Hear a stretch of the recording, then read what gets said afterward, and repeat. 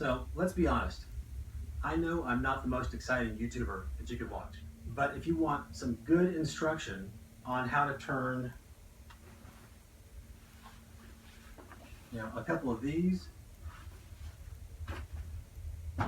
into one of these down here, um, then you might want to check out this series. I think it'll be very informative. The final shape of each piece will be used to fine-tune the shape of each following piece. So I finally have everything in the order that I want to do this, starting with this one.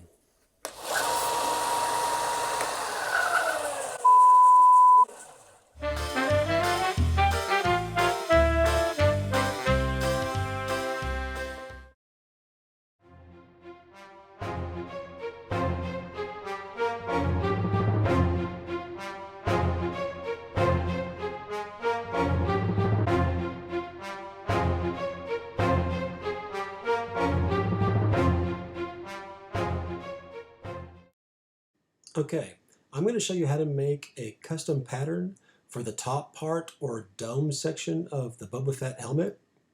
And if you can't find anything with the appropriate shape, or if you're just not interested in making your own pattern, then you can find the exact pattern that I made for this project, as well as a full set of templates that I've put together for the construction of the rest of the helmet.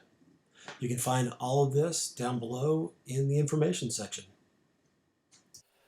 Now, in a lot of the helmets that I've seen, the top of the helmet was completely dome shaped, and that's fine. But then I was looking at some of the original concept art and some of the drawings of the helmets, and Boba Fett's helmet is not actually dome shaped. From the front view, it is a perfect semicircle, but from the side, it has a flat top at an angle, so it's like a semicircle, and then it flattens out and then back into a circle. And I've been looking around, and I noticed that my daughter's bicycle helmet has that same shape.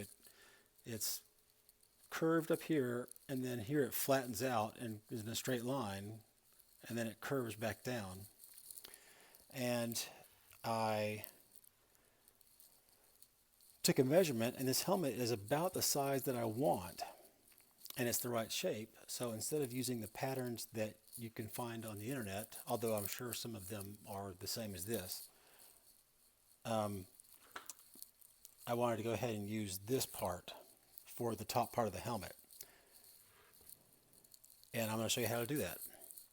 So first of all, you have to find something that's the right shape that you're looking for and the right size, obviously. Then you're just going to need some heavy duty aluminum foil.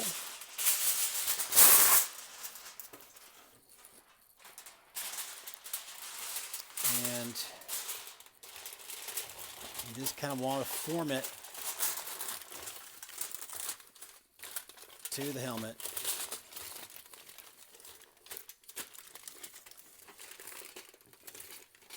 You want to get it as smooth as you can.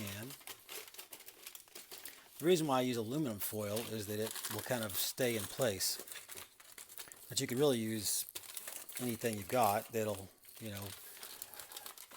basically what you're trying to do is I'm going to put tape all over this, and I want the tape to come off easily.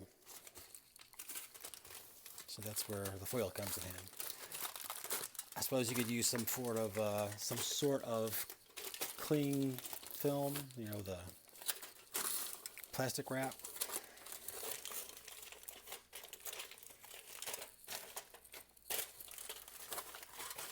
But I've never tried that, so I can't guarantee it'll work, but I don't see any reason why it wouldn't. And you're really only worried about half of it, because what you're going to do is you're going to do a pattern for half of it, and then you just flip that over, and that's the pattern for the other half.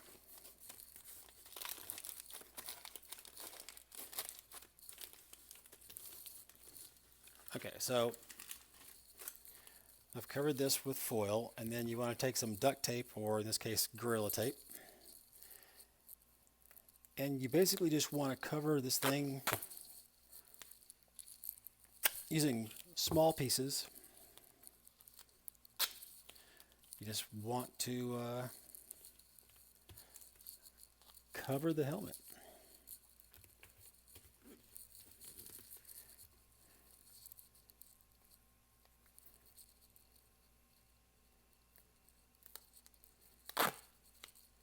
You don't have to do it any specific way. You just want to make sure that everything gets covered, at least for half of the helmet.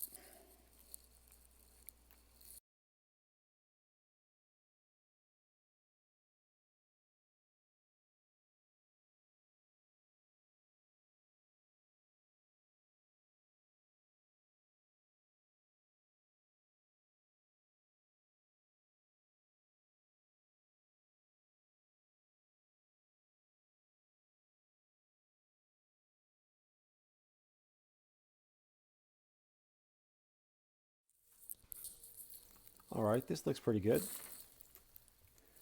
So now that you have this completely covered, and what I didn't show you, what I should have, is before I started this, I measured and found the center point of the helmet in the back and also in the front, and I marked that.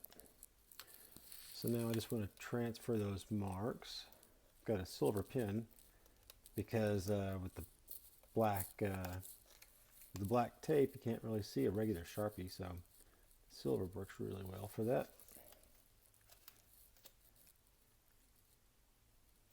Now for the top, it's pretty simple. I know that this helmet has a little hole in the very center of the top. I can just feel for that and mark that.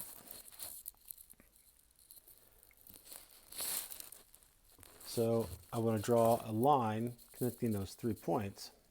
You don't have to use one of these. The first couple that I've done, I use just a flat, flexible ruler.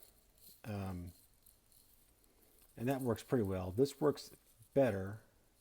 This is a flexible, bendable ruler, but it only bends this direction. It will not bend sideways.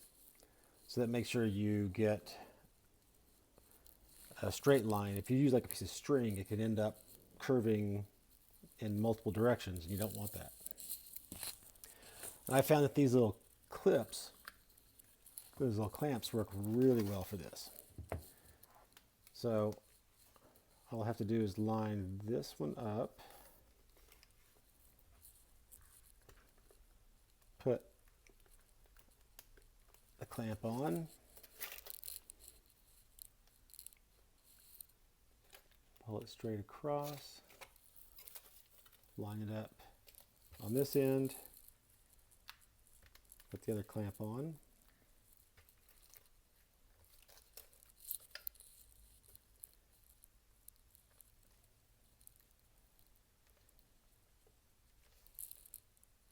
okay, that looks pretty good, and just draw my line.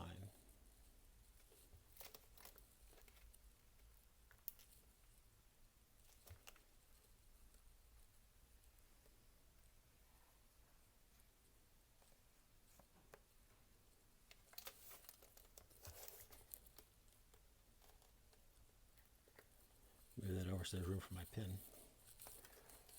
Okay. So now you kind of have to eyeball it. If you look and you try to find sort of the top of the curve, which looks to me looks like this is the highest point of the curve right about here. So that'll be your new center point.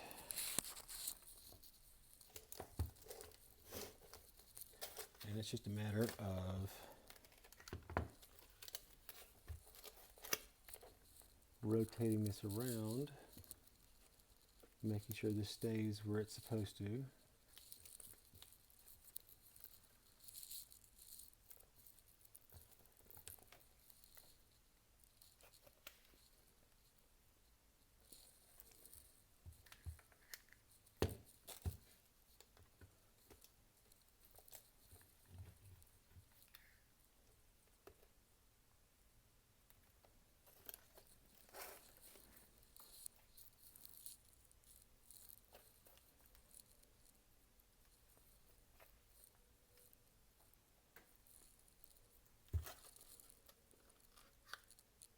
Just making sure this is still where I put it before.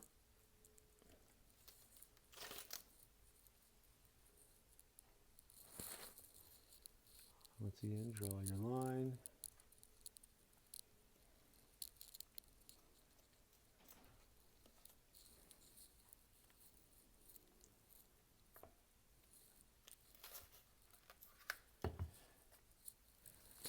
And I don't quite need this entire side of the helmet. I really want it to be I want it to be flat instead of this irregular shape. So I want to draw a straight line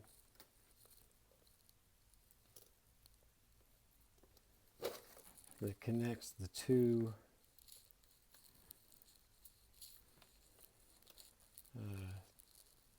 points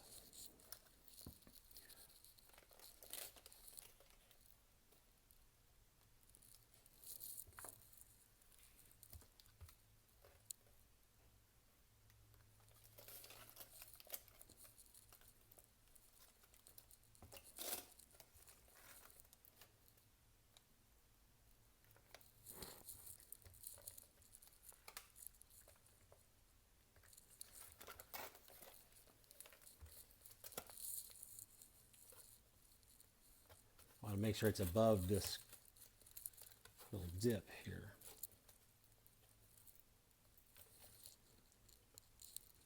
So that looks pretty good.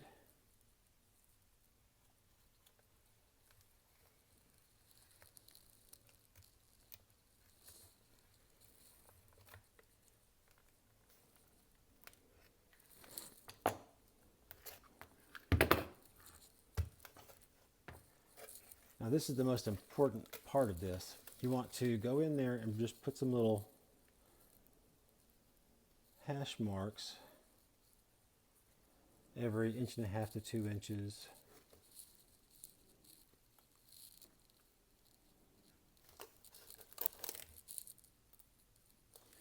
This will help you line everything back up when you're actually putting the pieces of foam together to make the helmet dome.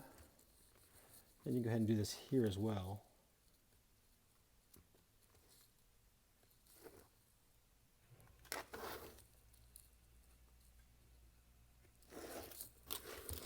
See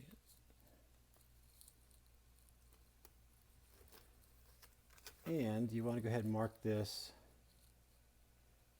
as A and B,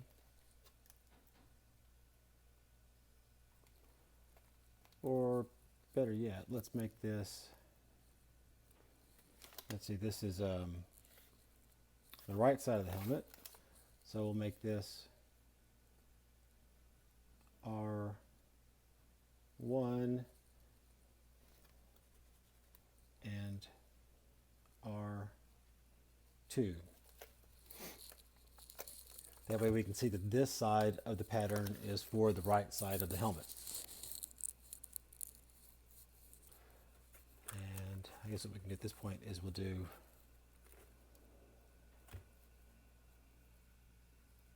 A,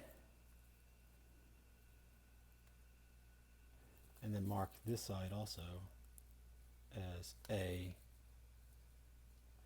That way you'll know that you can line the A sides up together. And I'll make this B side.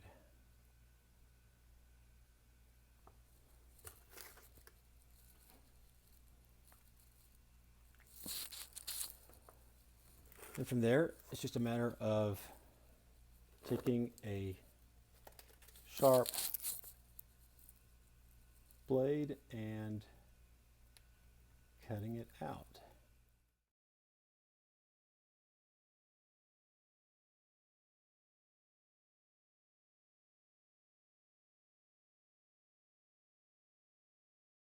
Okay, so as you can see, these have the curve to them. So you just want to flatten that out. Now you could cut a line across here and use that to flatten everything out, but the foam has a real nice ability to be able to heated and formed, so you really don't have to do that. So you can cut it out in this shape and then just heat it and bend it into the shape you want. Last but not least, we need to take our little hash marks here and just cut a V .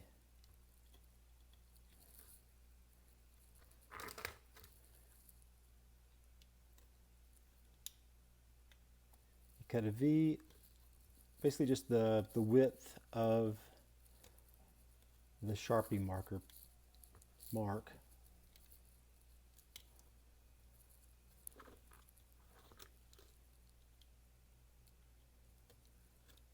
Not sure if you can see this. Let me you're just basically cutting a mark. That way when you transfer this onto the foam, you'll be able to put a mark in right there. Oops. And we'll do the same thing on this one. Okay, so there you have it.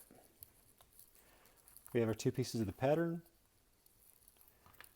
Everything notched out so we can transfer the hash marks onto the foam. Now actually what I have found is it's better to go ahead and take this at this point and just transfer these onto cardboard or some sort of heavy paper. They just seem to hold up a little better. And plus you don't have to have all these wrinkles and everything. And that's how you make a pattern.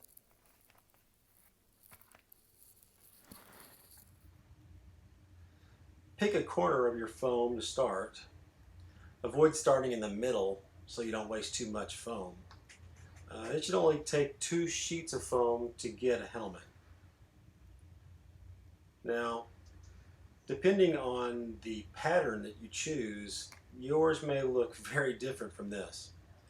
I've seen some that have like several parts that radiate out from the center.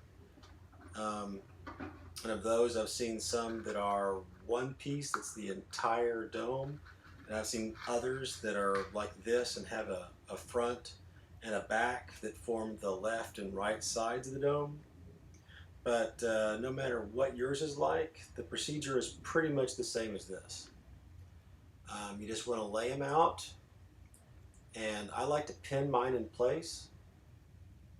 That's one of the things that this foam is so great for, is you can just stick a little straight pin in there. It holds everything nice and secure, so you're not, you don't have your pattern moving all over the place while you're trying to trace it.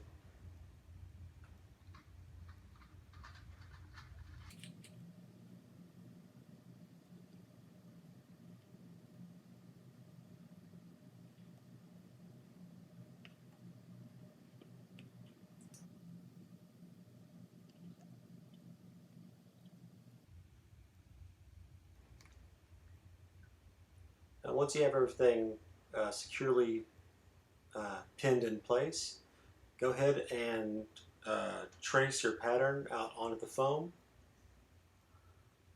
I find a Sharpie works really good for this.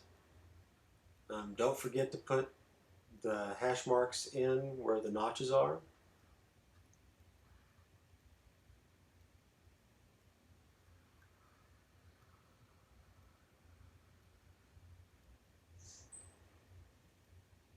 You might find that it's quicker to just trace the outline first and then go back and add the hash marks. The important thing is just don't forget.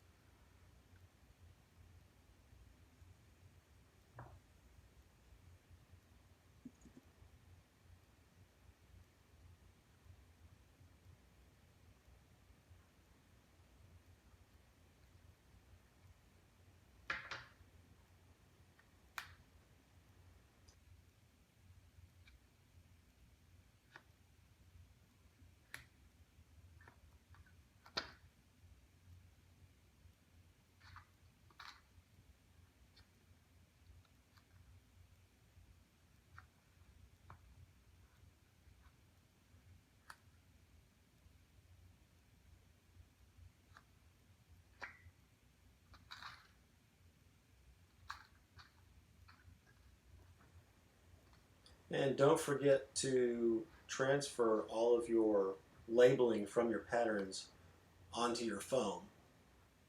That way you'll know which side glues to which other side and which side of the helmet it is. I guess I should have mentioned before, and it's fairly obvious, that I transferred my patterns from the tape onto this white cardstock. It's just a lot easier to work with. And I transferred all of the labeling from that tape on here as well. And along with the right side, which is showing here, I also transferred all of this labeling to the back of each one of these pieces of cardstock, exactly the same as on this side, just changing the R to an L so that you can see that it's now the left side of the helmet that this pattern will work for.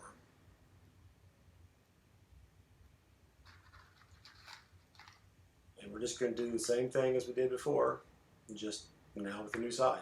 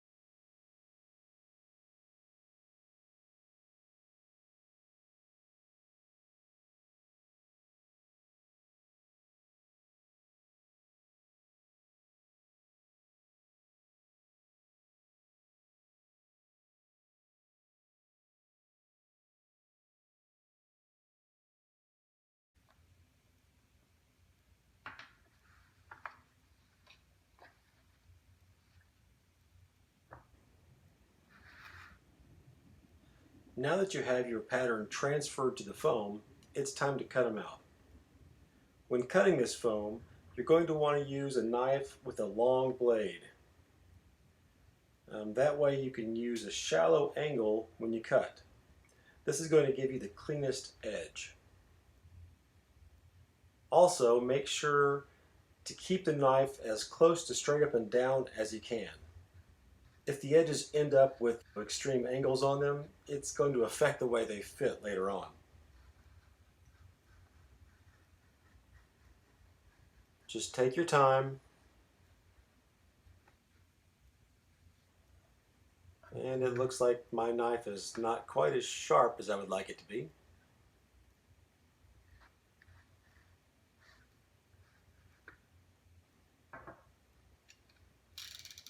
Well, I did say you wanted a blade as long as possible.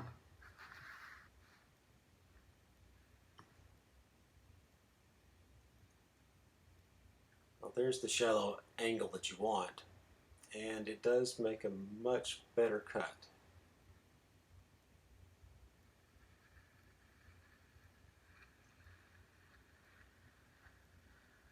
Notice the way I periodically stop and check to make sure that my blade is straight up and down. And you want to just go ahead and cut all of the pieces out this way.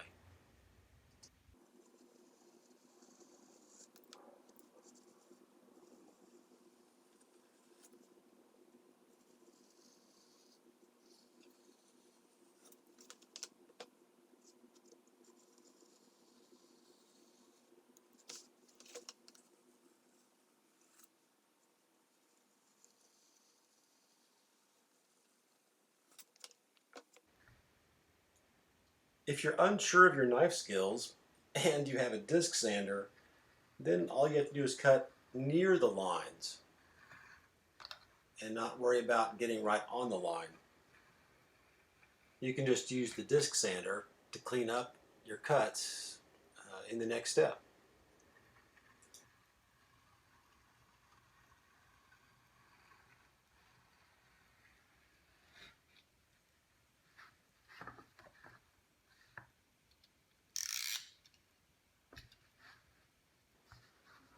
Now that you have all 4 pieces of your pattern, it's time to go out to the garage.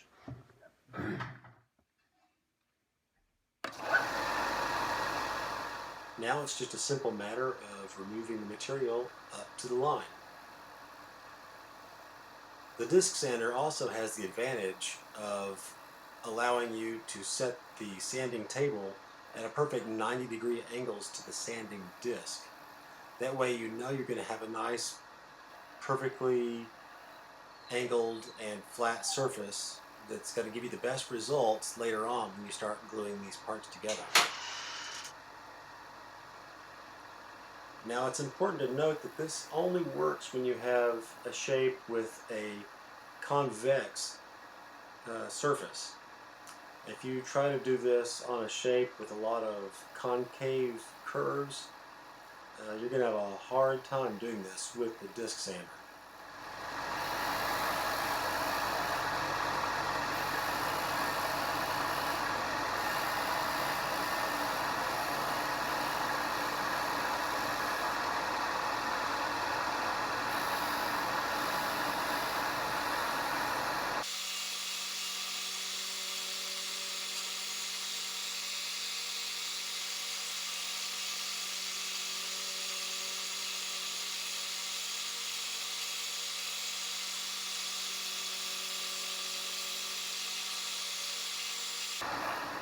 Now that you have your pieces, it's time to start assembly.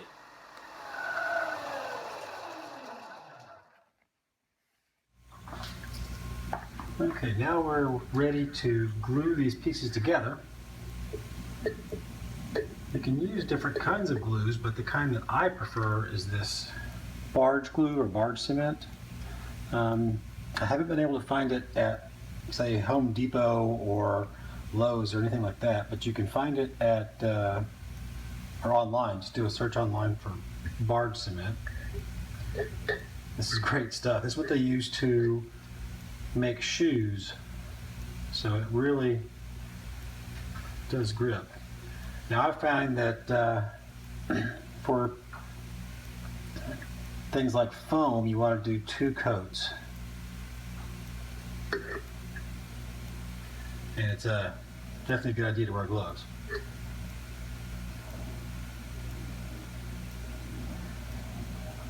So you want to start out by doing a thin coat, and this will basically just kind of seal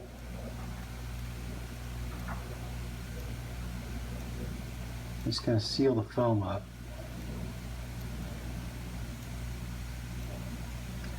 You want it to be as thin as you can do. And this doesn't actually glue to another piece, but it will glue to the rest of the helmet later on. So it's a good idea to go ahead and hit this once just to seal it up.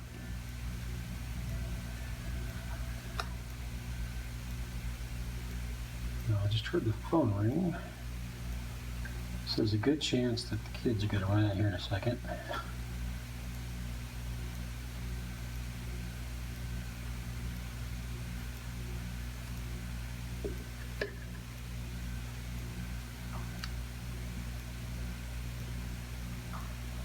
Probably, instead of using your finger, a good idea would be to use a piece of scrap to smooth that out. Because later on, now when that finger touches a piece of this that has been glued, it will adhere. Barge cement is a contact cement, which means you're going to put this on and then let it dry. And you do that on both sides, and then when they touch, they stick, and they stick pretty much forever.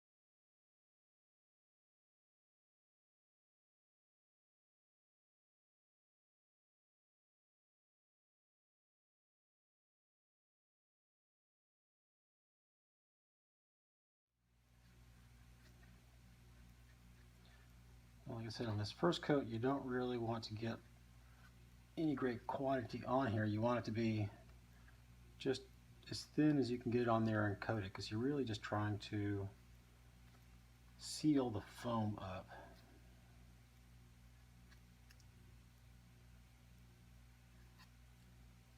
So that the next layer of glue will not just soak into the foam.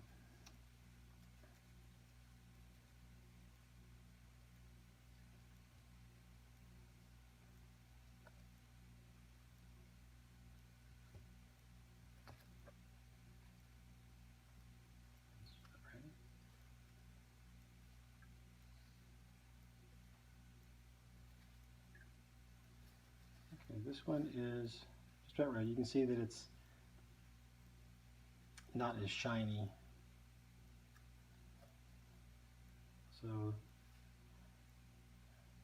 now for this next layer, you want to make sure not to put it on the edge that's not going to be attaching to one of the other pieces.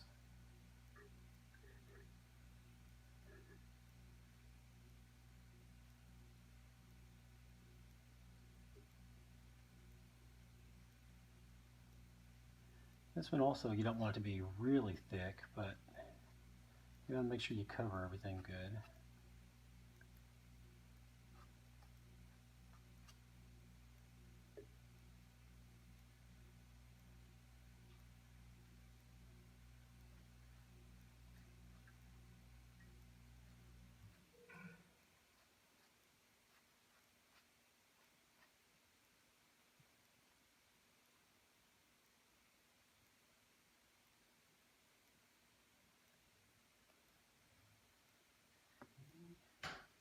And L1.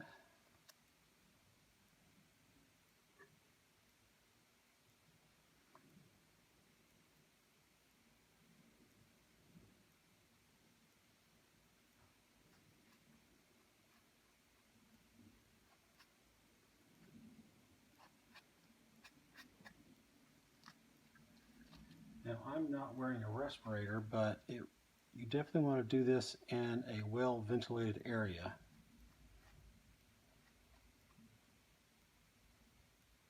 And a respirator is probably not a bad idea.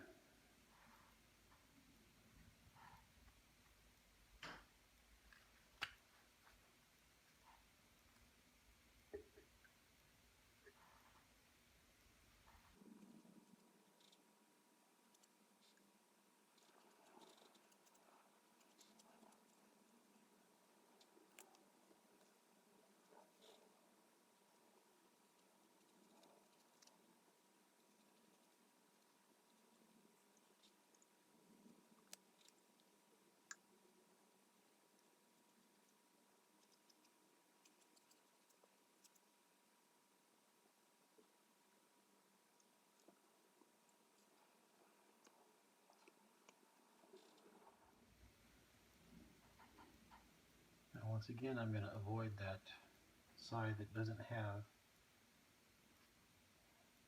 the notches on it. It's not set up to attach to anything right now. Of course, later it will attach to the rest of the helmet, but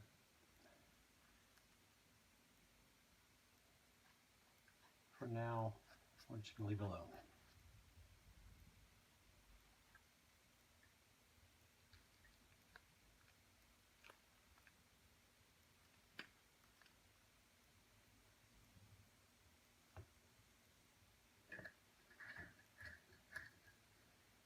Okay, now we just have to wait for those to dry up. They're going to take a little bit longer because there's more glue on there, and half of the glue isn't soaking into the foam, so we'll see how this works in video time. Okay, it's been about 15 minutes since we glued these up. As you can see, it's not as shiny as it was. It's just a little bit tacky. It's completely dried. It might take a little bit longer for you. It's despite being late February, it is in the mid to upper 70s today. I'm going to try to look on here so I can see. Okay, so this is about ready to be. Okay, so we want to make sure to line the B side with the B side, and these little hash marks that I've got on here, you want to make sure those touch as well when you do this. So you just have to touch them together.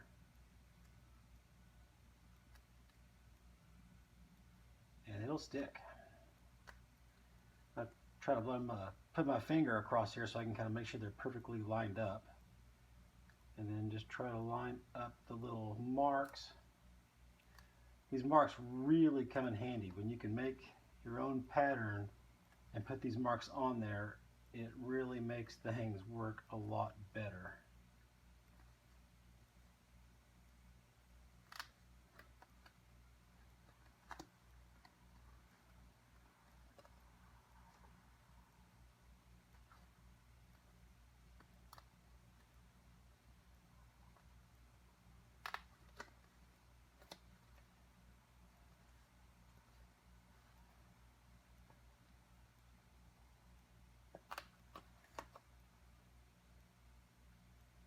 Now in the past, I would have curved these pieces first, but I always end up with kind of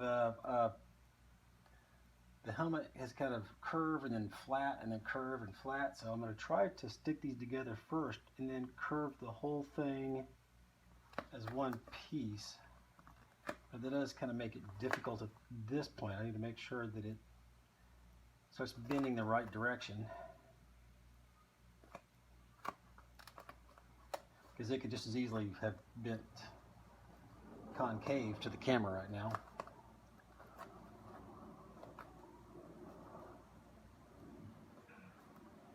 Need to make sure these marks line up.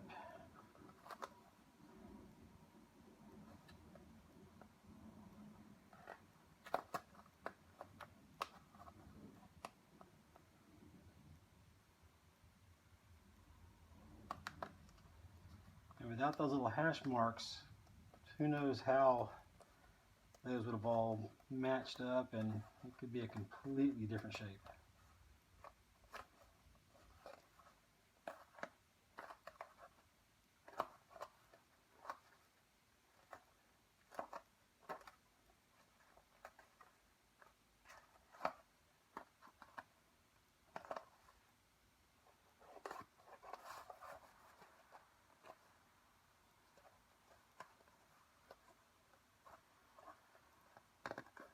Okay. And then we have A's on L1 will match up to the A's on R1.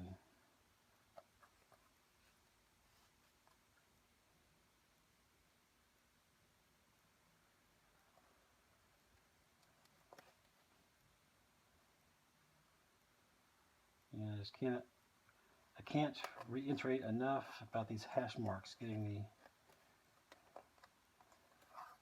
hash marks to line up. If I didn't have the hash marks, when I put these together, this mark would probably end up down here.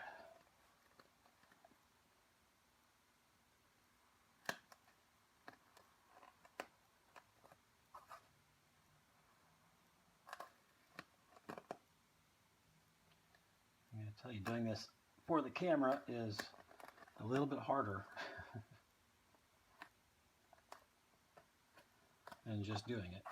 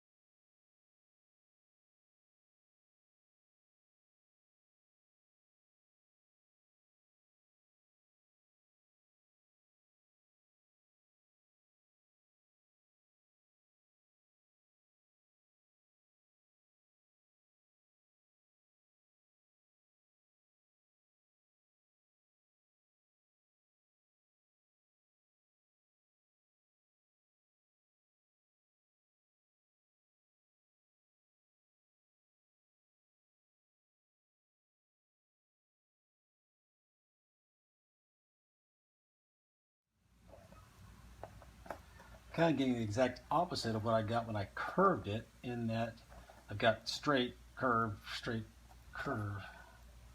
Whereas before it would be curved in the middle and then straight across the joint, and then curved in the middle and straight across the joint. Now I've got straight and then curved at the joint.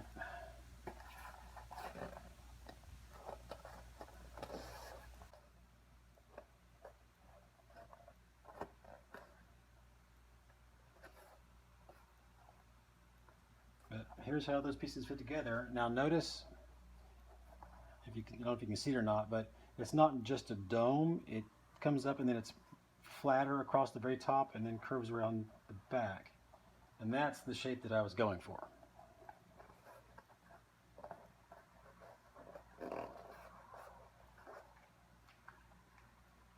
And so now we have the top of the helmet.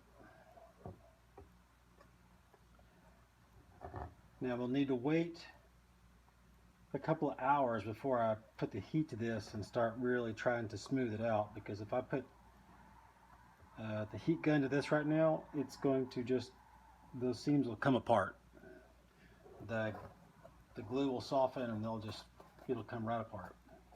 But after a couple of hours of curing, it should hold. Okay, to shape your dome, you're going to want to use some sort of spherical object around 2 inches. I like to use a doorknob because that's what I have at the house. You just want to heat up the inside of your dome in sections. Try to avoid too much heat on the seam itself, but you just heat it up, and then you want to try to just push this down onto your sphere, and you're just trying to form some curvature to the whole dome itself.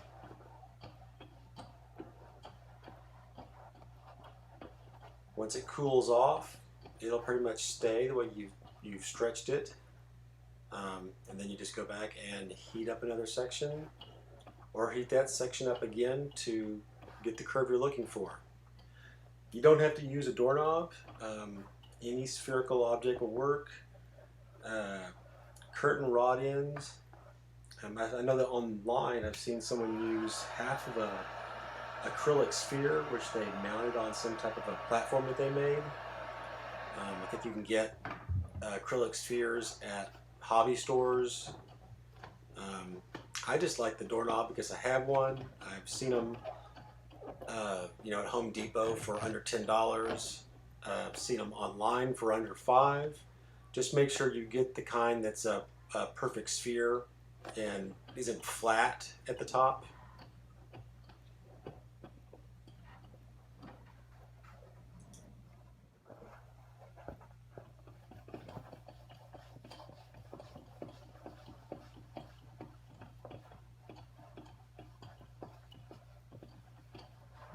I think that's going to just about do it.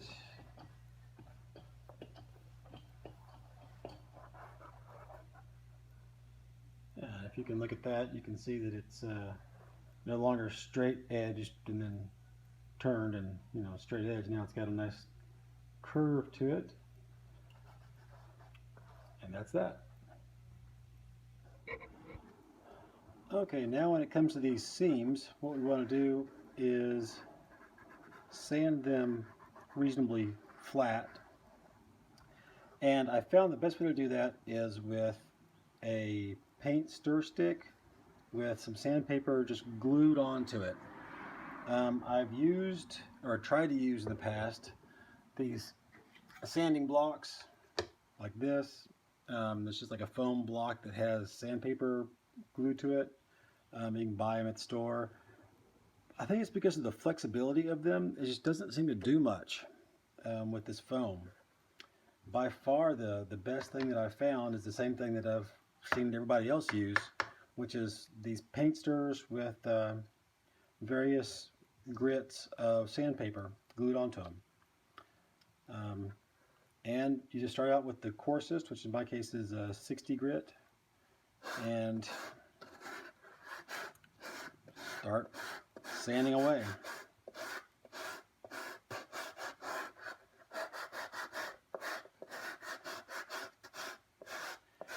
don't want to flatten anything out, so you want to try to keep going in a rounded motion.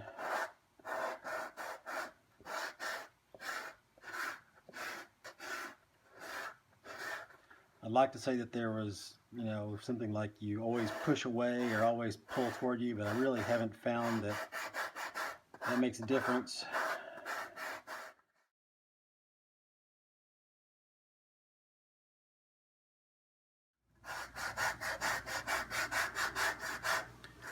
Try to go with long movements instead of little. That's not going to do very much because it just moves the foam back and forth. You kind of need to go with the long strokes.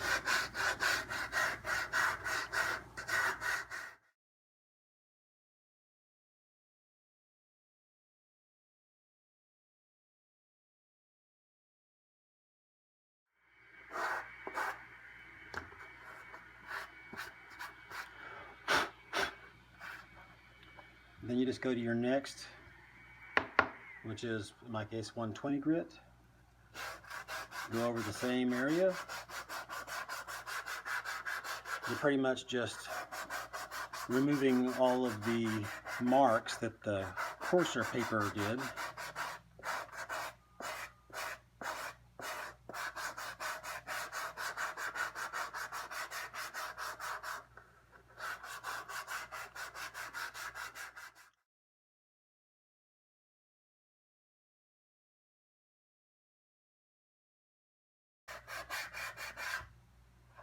Okay, and then finally, the finest, in my case, 320 grit.